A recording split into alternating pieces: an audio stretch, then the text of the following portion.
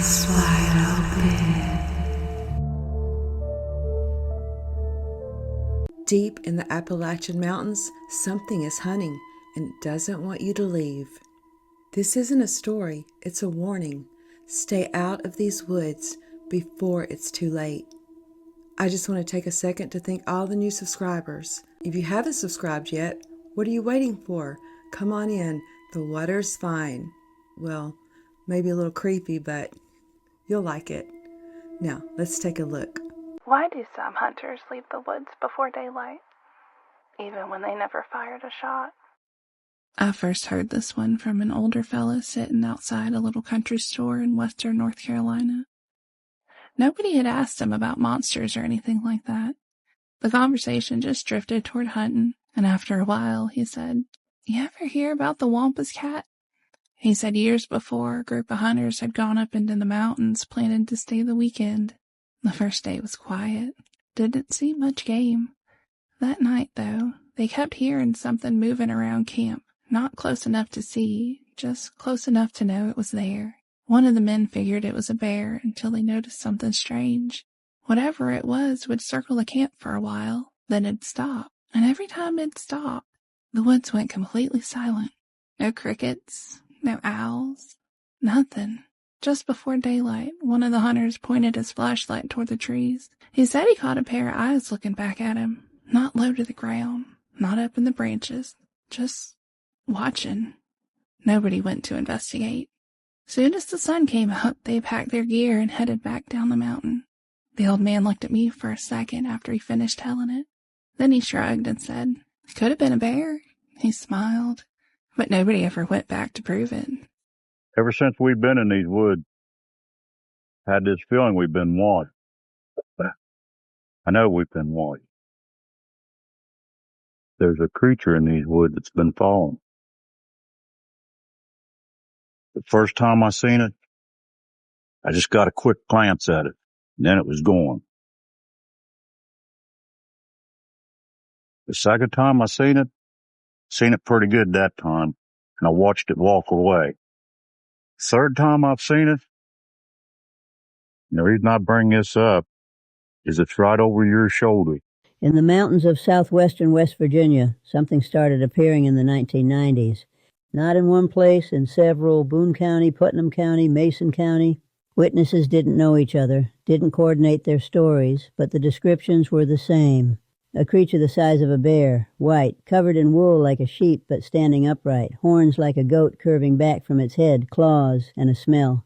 Witnesses described it as sulfur, like something burning that shouldn't be burning. It didn't run from people, it charged. A man in Boone County said it came out of the tree line directly at his vehicle. He drove. He did not stop. The sightings peaked through the mid-1990s and then went quiet. No explanation was ever offered. No body was ever found. No tracks that anyone could identify. Some said misidentified bear. But the people who saw it, the ones who smelled it and watched it move toward them in the dark, they don't say misidentified bear. They just don't go back to the places where they saw it. The mountains still have many stories left to tell. This is the most haunted trail in America, and it's hiding in Tennessee. The reason it's so haunted? It's all because of one woman. They call it Norton Creek Trail, a winding path through the Smoky Mountain National Park near Gatlinburg. It holds more pioneer cemeteries and abandoned homesteads than anywhere else in the region, and more ghost stories than you can count.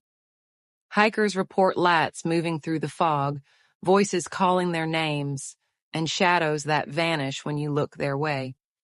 Locals say that's because something ancient still walks these woods. The Cherokee called her Spearfinger, a stone-skinned witch with a finger sharp as a blade.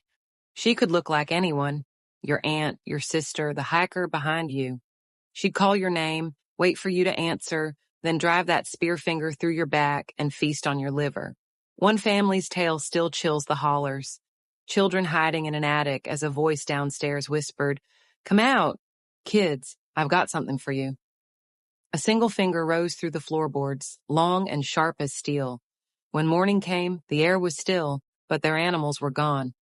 So if you ever hiked Norton Creek Trail and hear your name carried on the wind, you didn't. Now, tonight I'm going to tell you about an encounter that falls within my favorite category of cryptid encounters, and that is the roadside sighting.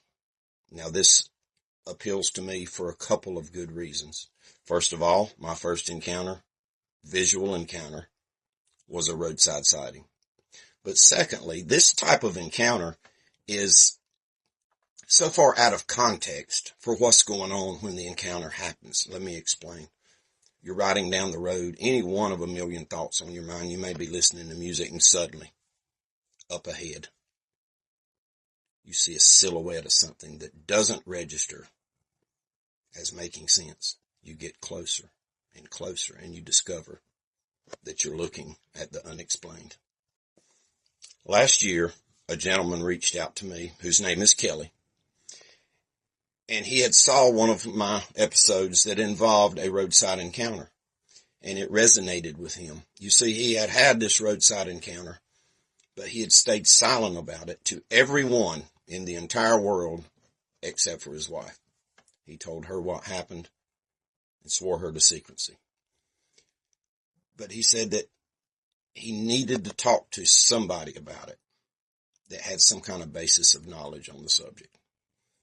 And I certainly told him that I was glad to hear about his encounter. Kelly is a man in his mid-30s, and he works in the tech industry.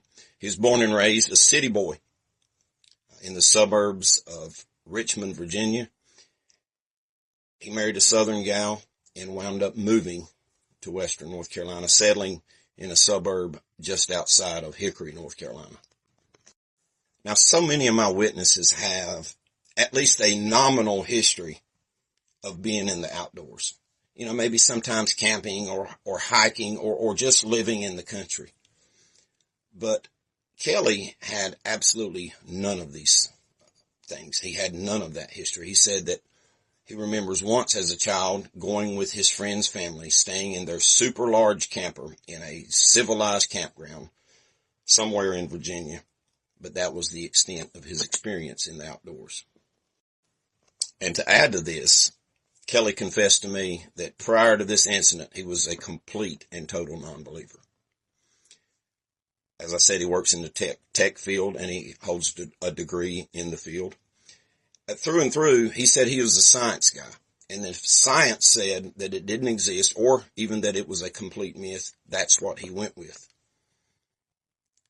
But he said that that evening in question would completely and totally change his outlook on all of that. It was September of 2023 in the evening, about 10 minutes before the sun dipped below the trees, and Kelly had been on a trip to the town of Rutherford, North Carolina, on a contracting job involving technical support. And on his way back around the western end of the South Mountains, he decided to just go off the beaten path and drive around some. The mountains were certainly beautiful. South Mountains is a huge place, 100,000 acres of mountain range. And he just started driving, enjoying the scenery. And as Kelly drove, just enjoying the scenery, the sun dipping low behind him, he saw something ahead on the left side of the road.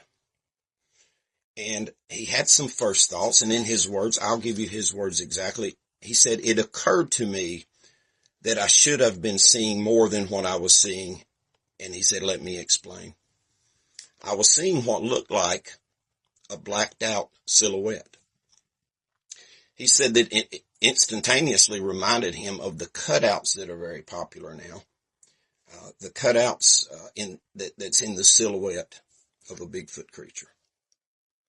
And he said he was sure that's exactly what he was seeing until it moved. It turned and started walking across the road. As he got closer, he realized that he was now seeing it from its side profile as it stepped across the road. He said it took one long, slow step and was almost completely to the other side of the road. But by then, he could see clearly, in detail. Whatever he was looking at was hair-covered and was extremely, extremely huge.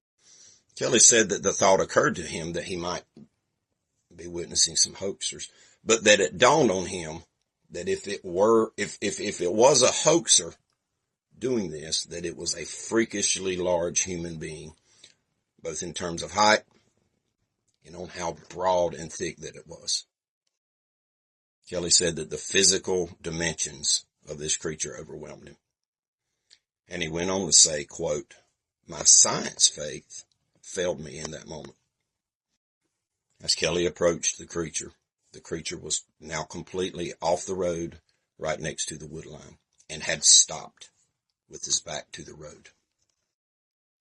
And I'll share with you something that really intrigues me about this case, other than the obvious, is the fact that Kelly, right there where this creature was, that he slowed his car almost to a complete stop. And Kelly testified to me that outright that he was in total shock, and that he was frightened and terrified almost to a wit's end. And he stated to me, and I'll use his words here, "I'm puzzled still to this day that I didn't floor the accelerator and keep going. But I was so locked in and focused on what I was seeing." And Kelly went on to say, "I do not know if it was total shock or that I was enveloped by the ultimate curiosity, but I was almost totally stopped in the road, and that creature could have easily reached my car in less than one step." Then as Kelly was right up beside this creature, the creature turned its upper torso and its head and looked over its right shoulder, dead at Kelly, right in his eyes. And in one fleeting moment, Kelly saw the details of this creature's face as he looked it in the eyes. He said that most of his face was hairless, and that some of the hair kind of hung from the top and the sides in a stringy manner, kind of framing its face in a very terrifying manner. But the feature of the creature's face that struck him the most, that struck even more fear into him, was the creature's eyes. He said that there was a kind of a pale red glow coming from the creature's eyes. And Kelly told me, in his words, "I'm not sure what I felt, but it was more than fear. I had never felt like it before in my life, and I haven't felt like it since, other than when I relived the moment." Then the creature simply turned and stepped into the woods. Kelly rolled slowly up the road just a short distance and then completely stopped. He thinks maybe it was 20 yards or so past where the creature had been standing. And he just sat in his car and turned over his shoulder and was just looking back at where the creature had been. But now the creature was totally gone, disappeared into the woodline. He sat there, his heart beating out of his chest, but that he had this odd, crazy urge. He felt his hand move to the shifter to put it in reverse. This urge wanted him to back up to the spot where the creature had been standing. Kelly said, in his words, "I wanted to, even though I was terrified. It's hard to explain that weird urge that just overwhelmed me, but I could not move my hand to put that car in reverse." And Kelly slowly pulled away, looking in his rearview mirror for a minute or so. And he stayed in deep, deep thought for the remainder of his 35-minute trip back home. Kelly reported to me that to this day he has dreams, bad dreams, about this encounter. In one version, his car died, and the creature comes toward the car and breaks the window. In version 2 of the dream, as Kelly's eyes are locked on the creature, then suddenly, from the left side of the road, another creature steps out, and then another, and then another. But strangest of all is what Kelly reports that is an ongoing thing, that at odd times of the day and night, but usually at night, sometimes even waking up in the middle of the night, Kelly said that this urge will grab him. And the urge tells him to go back to that spot immediately and to pull the car over, park the car, and to go into those woods. And Kelly has indeed gone back to that spot on a number of occasions, several times during the day and twice during the night. And each time he says that he got there and that urge became more powerful than ever. Pull the car over, park it, get out, and go into those woods. But it's something, and he's not sure exactly what it is. Maybe it's the fear. Maybe it's just the unknown. Or maybe it's something that he just can't describe. But whatever it is, keeps him from stopping his car and getting out and going into those woods by himself. And my counsel to him and my counsel to you, if I were you, I would stay out of these dark Appalachian woods at night by yourself. Some describe it as a beautiful angelic choir, while others say that it's a wailing sound, like tormented souls. What y'all know about the choir of Roan Mountain? Our story starts right up there at the North Carolina-Tennessee border, up on the top of a high ridge known as Roan Mountain. Now that old ridge is known for the fog and the wind and just an eerie atmosphere up there. For years, people who live around Roan Mountain, hikers and visitors, have said that they hear voices carried by the wind. Sounds like a choir up there, just a singing. All the tales that are told about old Roan Mountain up there, very different from each other. Almost like the experience depends on who you are, and what you hear depends on who you are. Now, some people go up there and they say it's the most angelic thing they've ever heard, like a choir straight from heaven filled with angels. Other people go up there and they're scared to death, honey. They hear wails and screams like tormented souls, like you might be down south. Elevator all the way down to the bottom south. And the reports of this sound dates all the way back to the 1800s. There was an old hotel up there. It was called Cloudland Hotel. And people that stayed there made the reports that I'm telling you about today. Biologists were even in the area, and they said it sounded like 1,000 bees humming around. The people that choose to see the heavenly side say it's the choir of angels practicing before Judgment Day, getting ready to sing the praises to Him. Those that hear the darker side say that it might be demons or tormented souls from... Is there a scientific explanation that could explain this choir, whether it be from heaven or from down south? Well, some say that it's the wind moving through the trees up there in those big old rock formations up on that high ridge. It makes a sound, and that's what you're hearing. Wind makes for a very interesting acoustic up on that ridge. Others blame the weather conditions, that when the weather gets bad and the storms are brewing, that's when you hear the sounds. And coincidentally, that's when a lot of the reports happen. I guess you could tie that in to the dark side.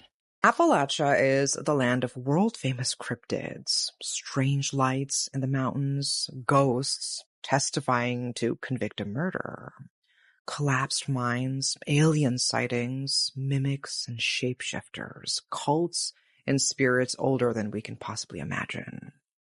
Appalachia is a vast mountainous region in eastern North America. The mountain range itself stretches from Newfoundland, Canada in the north, all the way down to central Alabama. So the scale is huge. Then there's the Appalachia that most of us probably think of when it's mentioned.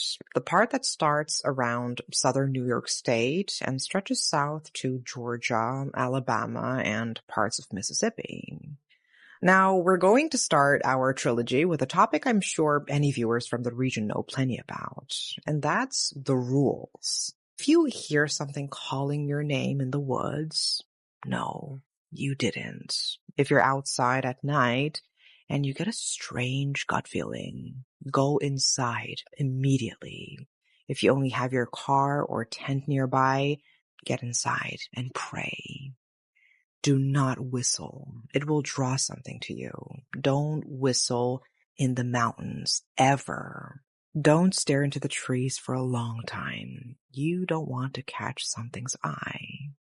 If you're hiking and you hear footsteps behind you, even if it's daylight, if you turn around and there's nothing behind you, don't run.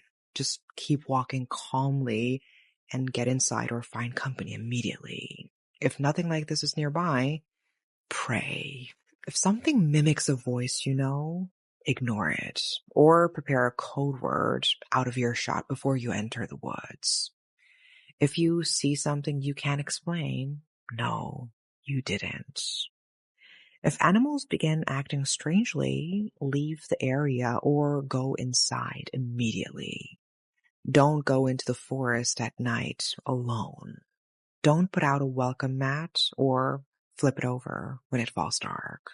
Draw the curtains after dark and don't be tempted to peek outside. A lot of people have asked me to explain my cryptid experience because I've had more than one. So let's talk about where it started, and then I'll get to the details of my most recent one, which was crazy. Just for the record, and my framework and what I know to be true, is that these beings are interdimensional and they are no different than the aliens, and hybrids from the fallen. As God said, the end of the days will be like that in the days of Noah. Alright, so the very first time that I had a cryptid experience, me and my husband decided we wanted to go stargazing back in roughly December of 2026. No, 25, sorry. It wasn't January yet. And so anyway, we decided to go, I live in Alabama, we decided to go to the Sipsey Wilderness, and it has like no light pollution over there because it's a big like forest, a wilderness, right? So we want to go down this road, and go to a parking spot where there's like nobody and see the sky, and it was beautiful. I will attach an image like right here of how pretty the sky is out there. Well, anyway, we get down onto this road, okay? And we just start feeling a little off, I guess you could say. And the first thing I noticed was, so on both sides, everything was pitch black dark. There's no cell service, there's no houses, there's no nothing. It's just dark down this road. And I'm like, all we can see is the headlights on the car in front of us. And there's these like lights like flipping through the trees, like I guess you could call will-o'-the-wisp. I don't really know, but they were like white orbs just darting across the trees, and some were other colors, like blue and stuff like that. Now, debrief, this is not the first time I ever saw anything paranormal, because for the past 2 years I've been seeing UAP in my backyard, like, every night. But this was weird because they were, like, not in the sky, they were in the trees. And at some point, and he kept asking, like, what is that? And I had heard on TikTok, you know, when you go anywhere, Appalachian or anything like that, you're not supposed to say, what is that? I know that's probably all hearsay, but I was still like, oh, I don't know what you're talking about. So then we saw, like, a big, white orb, like, in the middle of the road, like right where we were about to drive through, and it was like pulsing. It was large, and it was so weird because it was like solid white, and it made no sense for it to be sitting there. Like, it wasn't reflective, it was just white. It wasn't like see-through, it wasn't shining, it was just white. It was very weird. It was almost like a no clip, okay?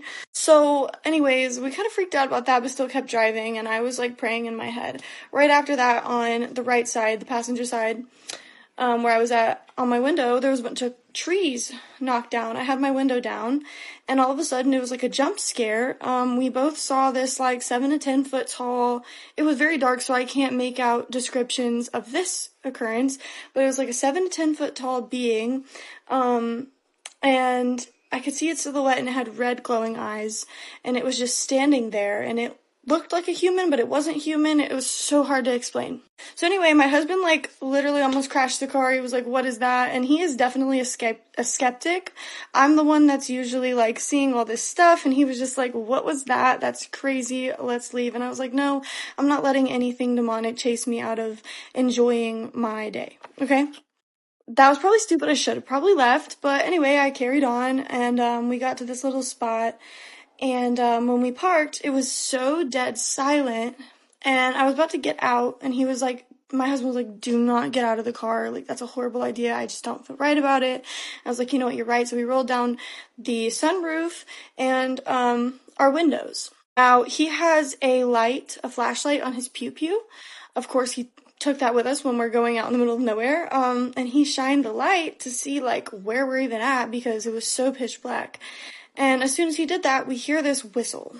It was not like, and I've lived in the South all my life, so I know what, like, animals sound like, okay?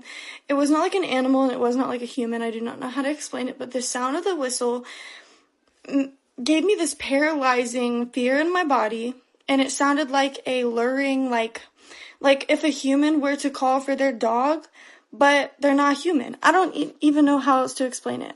He turned to me and said, "What the heck was that?"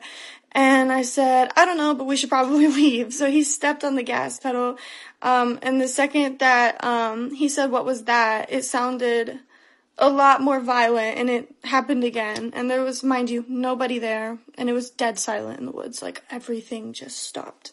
The whole ride off of that road, we kept hearing the whistling, like, over and over and over again until we got off of the road. That was my first cryptid experience, and so I feel like that kind of opened a whole can of worms because I used to think stuff like Bigfoot, Dogman, Mothman, whatever was kind of bogus, but then it all connected to the Bible for me, and when I started researching this stuff, then when I was going to certain places that were literally Appalachian, well, it started happening way more often. So now I'm going to tell you about the last experience I had. Basically, so we went to like Blue Ridge, Georgia, and Franklin, North Carolina. We love the mountains. We had some experiences there, but honestly, it can't compare to the Cumberland Plateau. All right, this is what happened. We go on a hike. It had just stopped raining, and it was about 5 o'clock in the afternoon, so we knew that we needed to get out of there before the sun was setting. You feel me?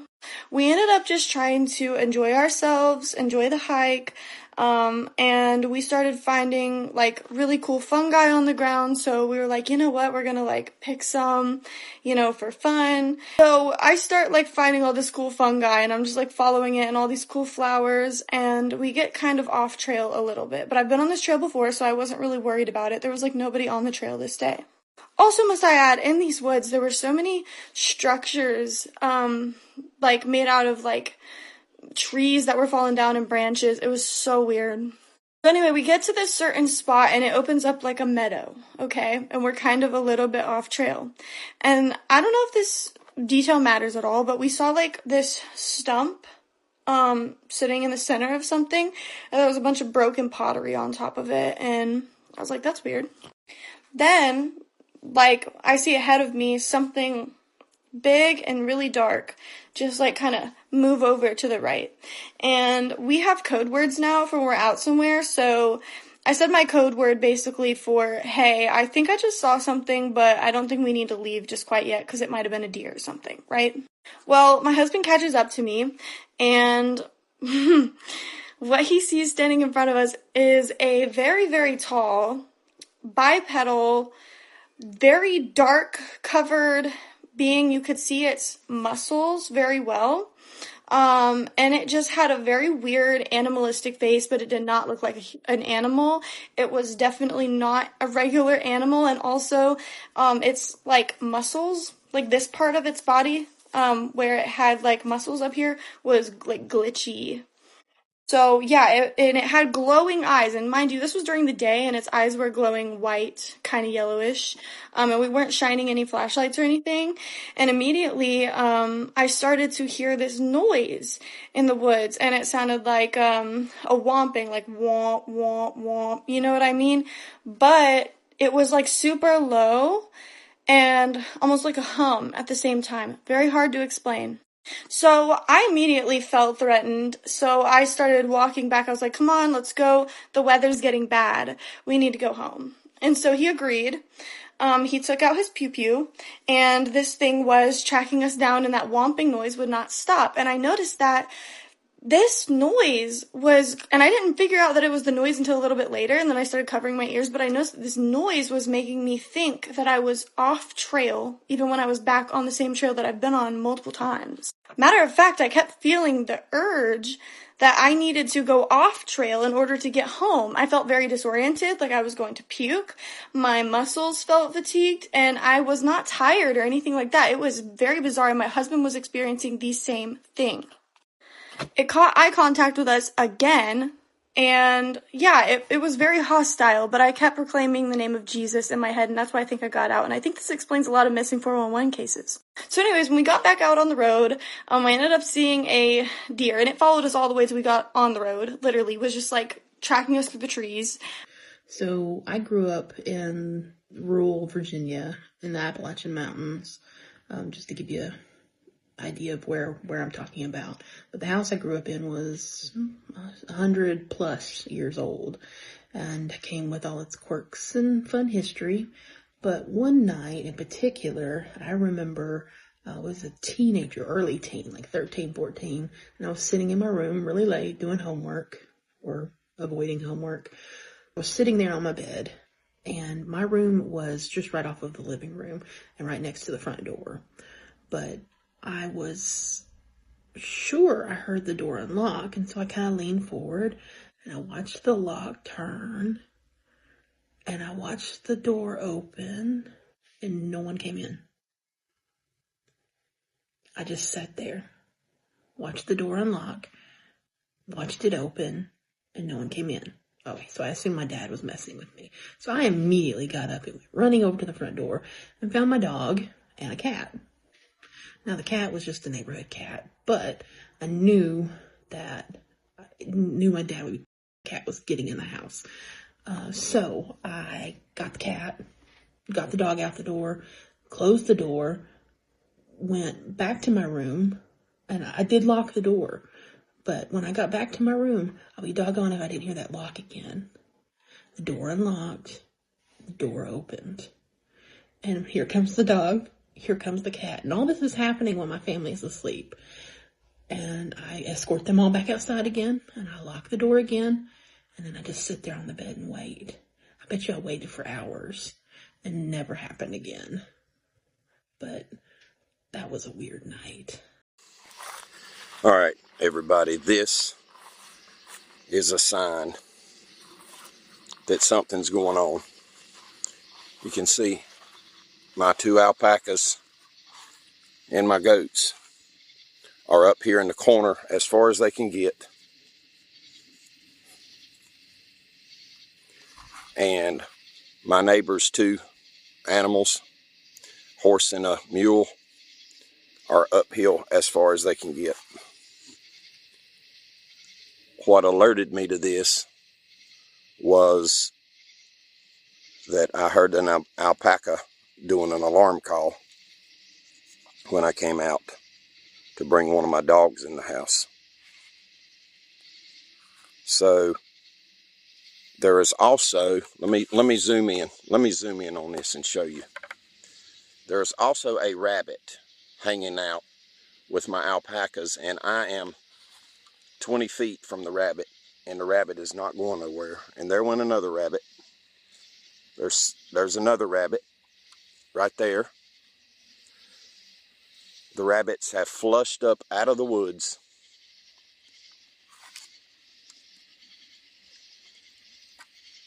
And my camera's going out of focus.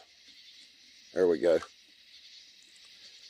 So you can rest assured that when these animals come up the hill and go on guard duty, as you can see, this is the alpha right here. That's the alpha alpaca, and he is the one that made the alarm call, and he is in his guardian position, his on alert position. And I just saw another rabbit that has come up the hill.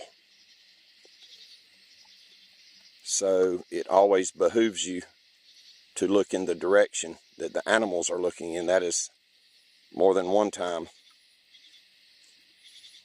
alerted me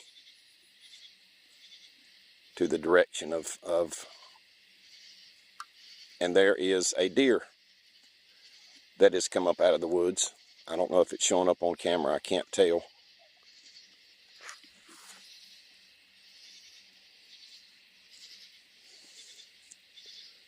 There is another rabbit. So that makes 4 or 5 rabbits. Oh, I just caught yellow eyeshine.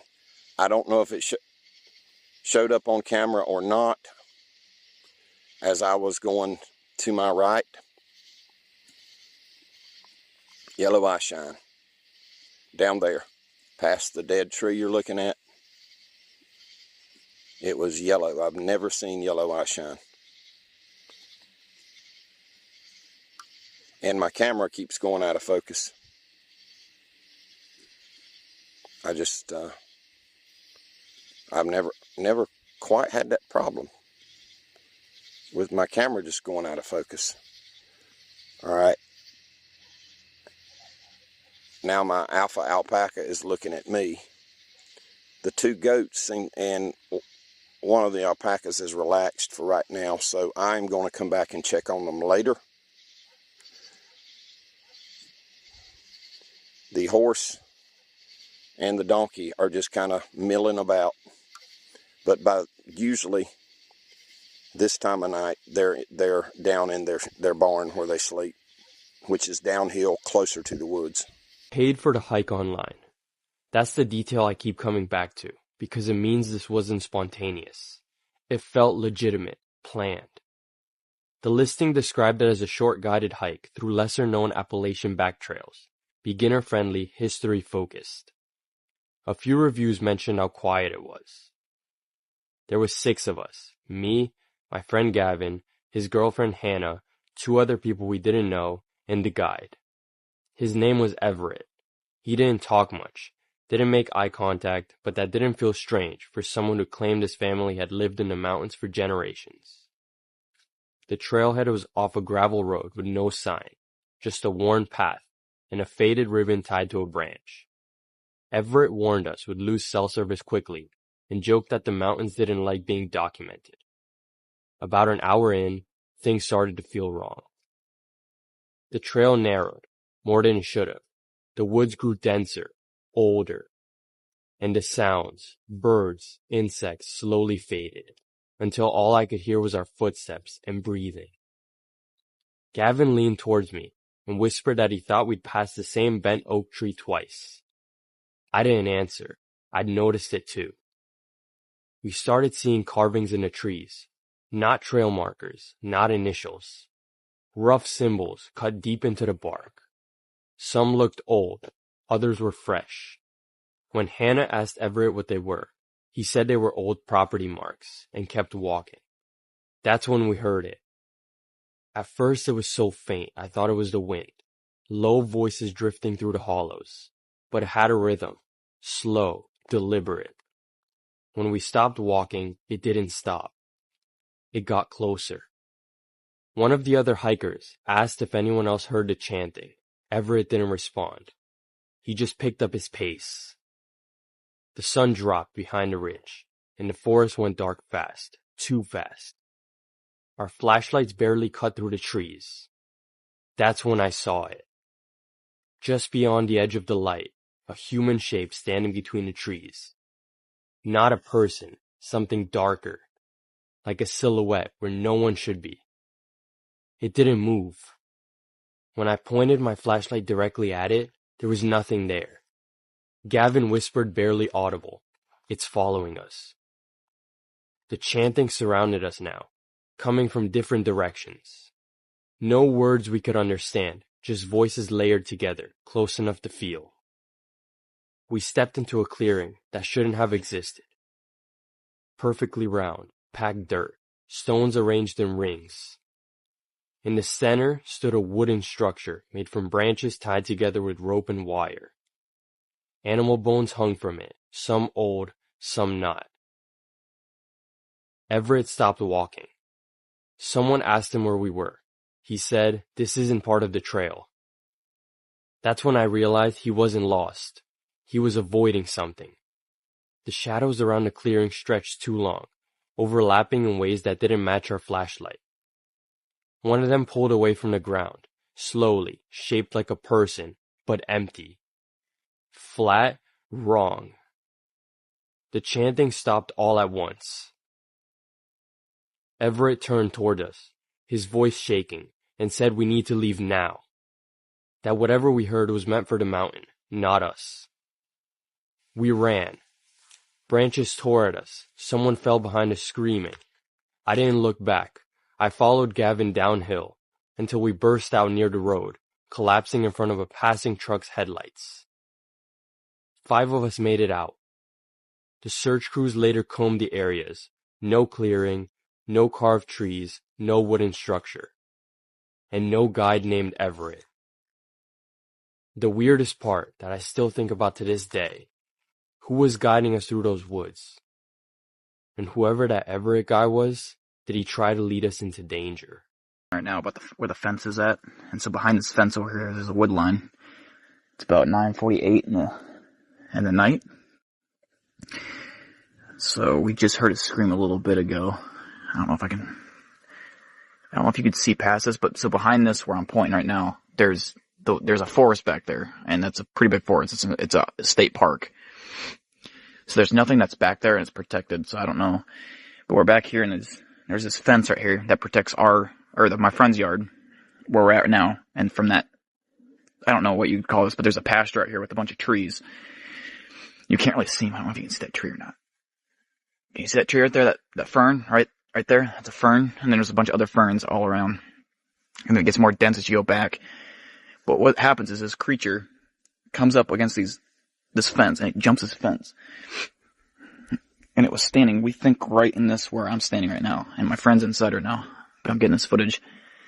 And did you just do that?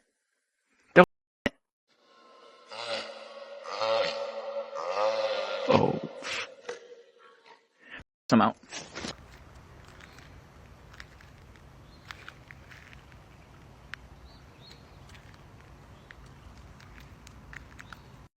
Okay, this location is what my story I'm about ready to tell y'all.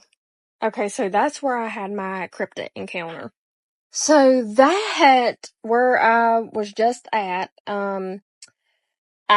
it is literally down the road from me. And I took my four-wheeler down there and I videoed it. 'Cause, like when I tell my stories, I want to show like visuals and stuff, but like I was saying, what better, I like to, have pictures of, talking about and like proof and stuff. And that's where it happened. So let me tell y'all the story. So me and my little cousin Brooklyn, who's not so little anymore, she'll be 16 in May. And then did I say my uncle? My uncle, and then his girlfriend, who is, Brooklyn's mom. And I want to predict it was 2011, cause Brooklyn was still in a stroller. So I want to predict maybe 2011. And it was in the warmer months because it was like 8:30 when the sun was setting. So I want to predict, if I did have to pick a month, I want to say it was on the August side. Like it was, I think it was August. So we were walking down that road that y'all just seen, and we were coming back up, and we were at that wooden bridge. So, I heard my name being called, and it was like, Michaela, like that. And it sounded exactly like my papa. And my papa's a jokester. He picks a lot. Like, he likes to joke around with people and, just give them a hard time in a good way. Meaning, like, like I said, he likes to joke around. So I thought, like, he's doing that. I'm like, he done came down here, got up on that hill, hid behind a tree, and, is pranking me. And I'm thinking to myself, at the time, I'm thinking to myself, like, he done came down here just to hide behind a tree, just to pick with me. He climbed up that hill. And, but, he said it, like, it happened like 2 or 3 times. My papa said my name. And which is weird because I had 3 other people with me, and it was only my name that it called. But, whatever. And my uncle's girlfriend, ex-girlfriend, said that she heard my name too. I don't think my uncle heard it, which is weird. So I'm coming back up home. I get up here to my mom and papa's place, which I live with them. But my papa was working on, I can't remember if it was a lawnmower or a four-wheeler. Anyway, he had tools in his hand and he was going in the house. He comes back. I'm like, did you say my name? He said, no. I said, you didn't say my name? Like, I thought you were just down there, like, saying my name, picking on me. You're joking with me. He's like, no, I wasn't. I was up here. And I'm thinking to myself, like, okay. But back then, even as a Appalachian kid, I didn't know what a SKIN walker was or what a Wendigo was. I didn't know what that type of stuff was until I was like in my mid-teens, early teens, mid-teens. Which again is crazy since I'm an Appalachian kid. And here's the thing. Like, it wasn't a voice recording. Like, some people probably think, well, maybe it was a voice recording and maybe somebody's... Like, no. No, it was too plain. And he couldn't have yelled it because it was soft-spoken. He was like, Michaela, like that. So, he wasn't yelling. And again, he even said it himself, he did not say my name. Even if he wanted to pick at me and say, I didn't yell it. But even if he, it was soft. It was softly spoken. Again, whatever it was, sounded exactly like my papa. And, there was no way for him to go down there, climb up on the hill. And that, like, down that little road is kind of a little bit a ways away. But the thing about it is coming back up. We literally heard him 2 or 3 times, and it sounded like it was coming from up on that mountain. And again, it was like 8:30. So it was sunset time. It wasn't dark, it was getting that way, but you could still pretty much see outside. But there was no way for him to be up on that hill, like hide up on that hill behind a tree, which you could clearly see. By the way, that little gate thing, the poop plant or whatever, was not there back in 2011. So that was all just plain green grass.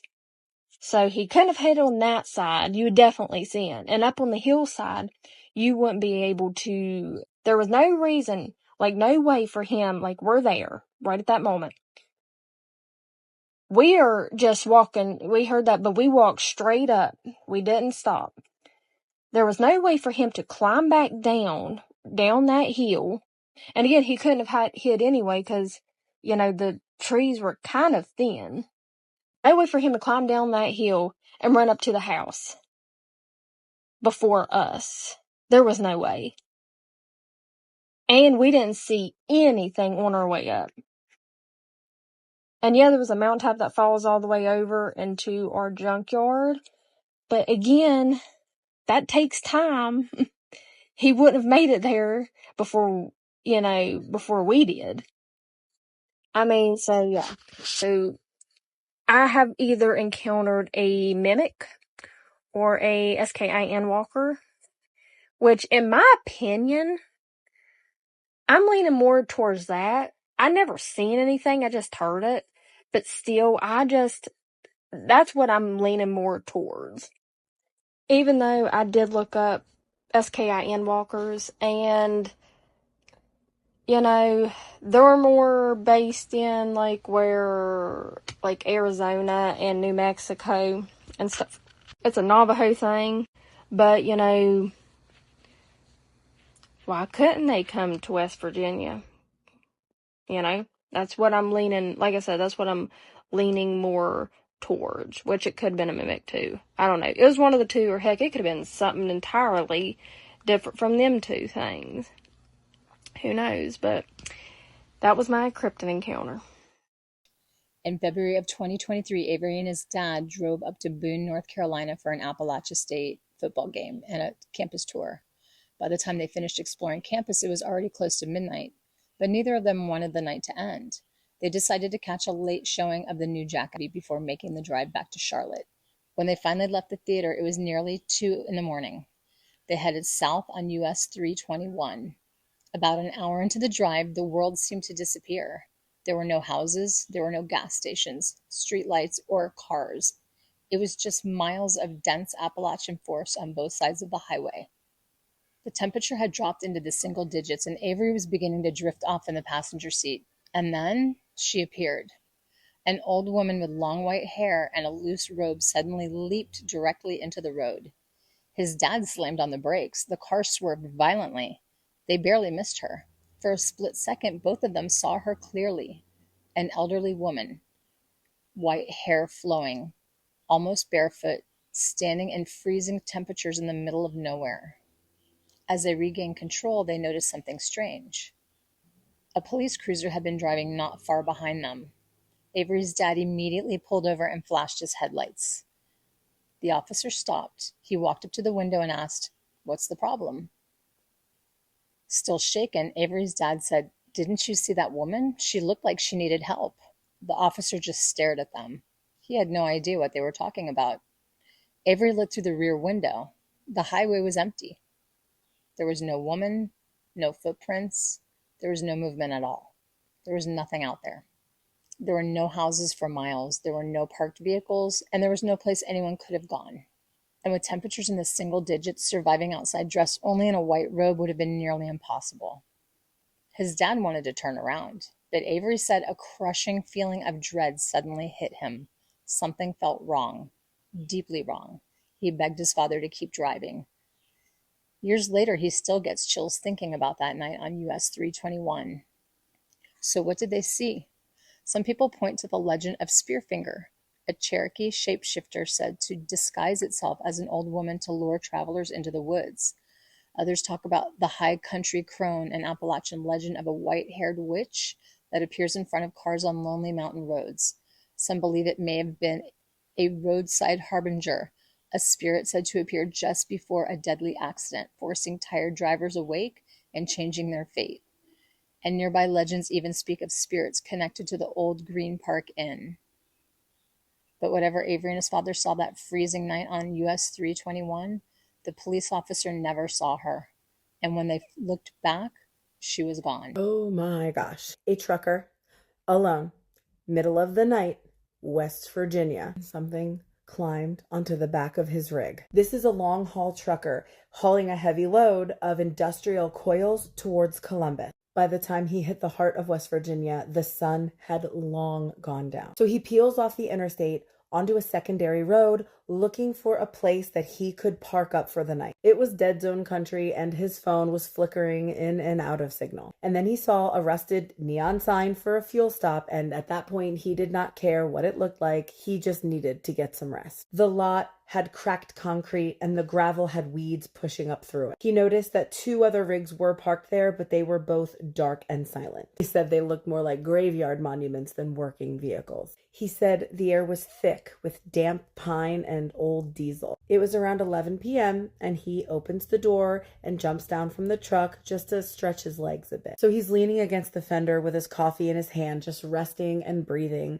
And he said he could hear this high-pitched whining sound coming from the lights. And then he noticed some movement. It was down near a guardrail that was separating a lot from a wooded ravine. So he's trying to make out what this is. And at first he thought maybe it was a stray dog or a deer. But he says the movements were just all wrong. It was moving on all fours with this strange fluid motion.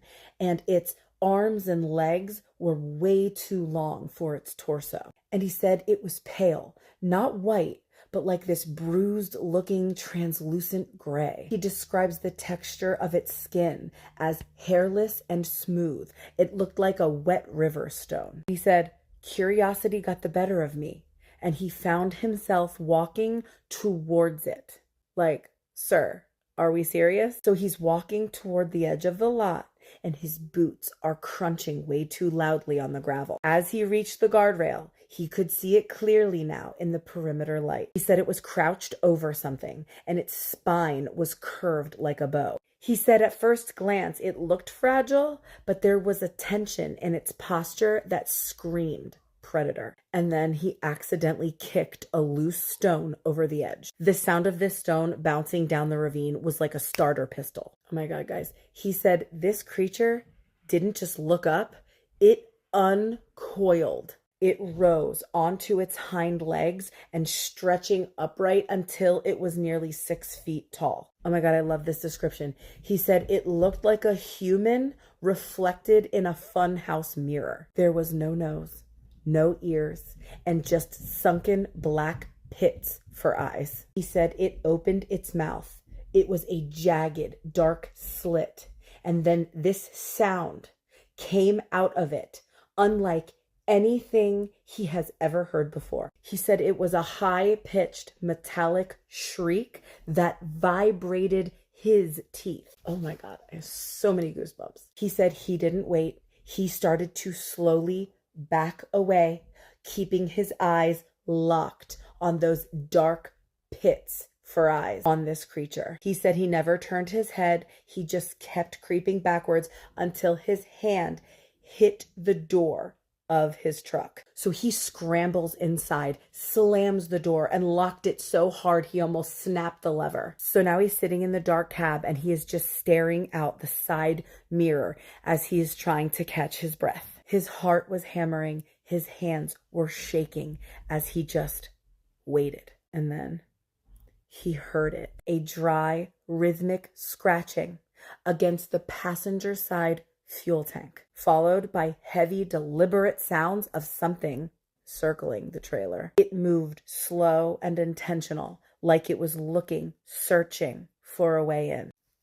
And then the suspension made a groaning sound. This thing climbed up onto his rig. He says he sat in that driver's seat with a tire iron in his lap all night long. When the first light of dawn started to emerge, he got the heck out of there. He said when he finally worked up the courage to leave, he didn't even check his tires. He just went. And he just drove and he kept driving. And it wasn't until he found a very busy and bustling truck stop 3 hours later till he got out and circled the rig to check it. Okay, so get this. Along one of the sides of the truck were 3 deep carved in slashes right into the metal. It was like something with a very steady, very deliberate grip sliced down the entire length of the cab. He says that since then, he has spent a lot of time on those CB radios, swapping stories with other truckers that go on those Appalachia hauls. He says that the old timers, the ones that have been driving those roads for decades, don't even bat an eye when he tells that story. They just kind of laugh it off and then tell him the same thing every time. Keep your doors locked, eyes on the white line. He says they have a name for them. They refer to them as the pale ones or the grays. They are said to haunt the abandoned mines and the deep hollers where the sunlight never quite touches the floor. Whatever this trucker saw that night wasn't an animal, and he knows it wasn't a ghost. It is something living in those mountains since before the roads were even paved. And it didn't seem particularly happy that he stopped by to say hello. This is why I 100% believe that the Appalachian Mountains are haunted. Now, this is a completely true story. There was this woman named Mindy. Mindy and her 7-year-old daughter had found themselves in a situation where they didn't have a home. Well, this family member reaches out to him and says, hey, I got this house in North Carolina. It's up in the mountains. It's secluded. It's isolated. And no one has lived in it for a very long time. If you want, you can stay there until you get your feet back on the ground. And Mindy was like, absolutely. Like, this seems like an amazing opportunity. So her and her daughter, they get in their car and they drive to North Carolina. Well, after living there 3 months, everything was going great. She was enjoying this chance at a new life. And she said one night she went to bed. And at 3 a.m. in the morning, she woke up. and she hears this sound coming from her daughter's bedroom. It sounds like someone's whispering and having like a muffled conversation.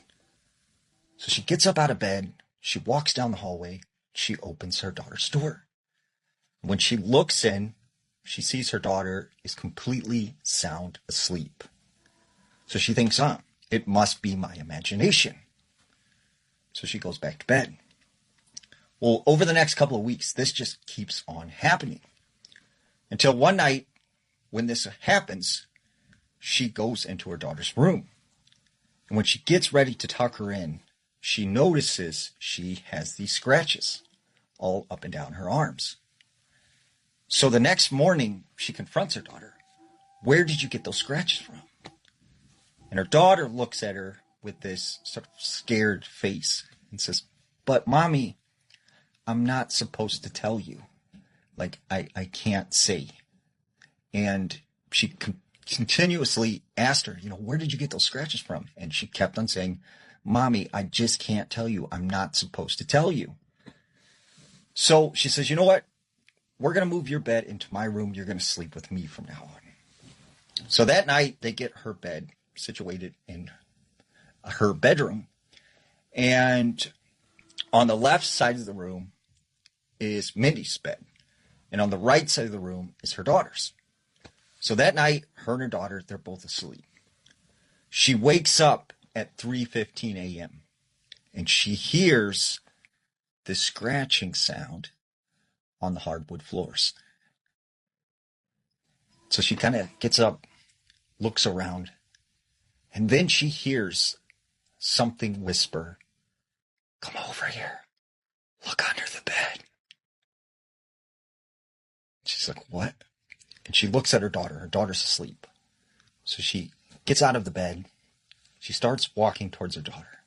She slowly leans over, and as her eyes adjust, that's when she sees this pale figure of a man, creature, whatever it was, underneath her daughter's bed, looking at her. And its hands with these sharp claws that are just reaching out from under the bed, scratching along the hardwood floor. And so she starts screaming, and this thing charges from under the bed, crawling towards her. But right at that moment, the front light on the porch kicks on by itself. And as she looks, whatever it was gone. She grabs her daughter, they run out of the house, and she calls the police. They show up, they search the entire property. They don't find anyone or anything. But they did find the scratch marks in the bedroom right next to the bed. So they moved away. But after some time, Mindy has a conversation with this relative who owned the house. And he tells her, hey, it's kind of strange because after you guys moved out, we had some other tenants there. And they left in the middle of the night. So she thought that something definitely was going on in that house. And there was something in the Appalachian Mountains. And before he died, he made me promise one thing. If I ever heard someone whistle my name from the woods after dark, I was never to whistle back. He wouldn't explain why. He'd just say, if it sounds close, it's far away. If it sounds far away, it's already standing behind you. I laughed the first time he told me. I figured it was just another old mountain superstition. Then, last October, I inherited his cabin. The first few nights were peaceful. No neighbors, no traffic, just the wind moving through the trees. On the fourth night, around 2:30 in the morning, I woke up to someone softly whistling outside my bedroom window. At first, I thought it was a bird. Then I heard it again. 3 short notes, followed by my name. I froze. The whistle came from the tree line about 50 yards from the cabin. Then it happened again, except this time it sounded much farther away, almost down by the creek. I remembered what my grandfather had said. If it sounds far away, it's already standing behind you. Every hair on my body stood up. I refused to turn around. Instead, I stared at the window. The whistling continued, drifting farther and farther into the woods until it disappeared completely. I convinced myself it was my imagination, and somehow managed to fall back asleep. The next morning I walked outside and found muddy footprints circling the cabin. They never came from the woods. They never left. They simply circled the house over and over before stopping directly beneath my bedroom window. I've never gone back to that cabin. Sometimes, late at night, I'll still hear those same 3 notes outside my own house. The strange part is, I live over 300 miles from those mountains now. We even asked the people around us, and they said that it wasn't them. Did you hear that? Okay, anyways, I think I need to stop. But yeah, so be careful out there. Don't wander after dark. Don't answer the voices. And if you feel something watching you, leave. Because some warnings come too late. Don't forget to subscribe, like, and comment.